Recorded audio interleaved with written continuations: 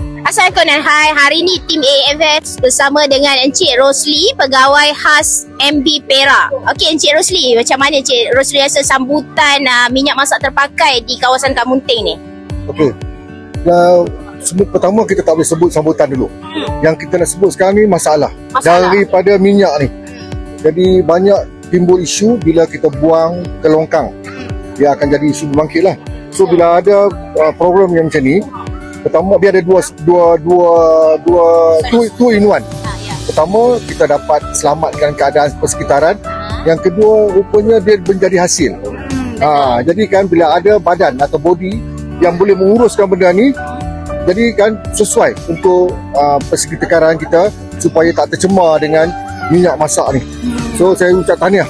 Terima kasih banyak. Saya akan praktikkan dalam zon Kamunting. InsyaAllah saya akan rujuk kepada yang dah buat, Cik Din dah buat di Asar Kumbang. Saya akan collaborate dengan Cik Din dan juga dengan you all punya. Kita buatkan di Kamunting nanti, insyaAllah. Terima kasih banyak. Alright. Kami sangat seronok hari ini dapat berjumpa dengan Encik Rosli dan kita akan membincangkan lebih lanjut macam mana kita nak menjalankan kempen ini di kawasan Kamunting khususnya.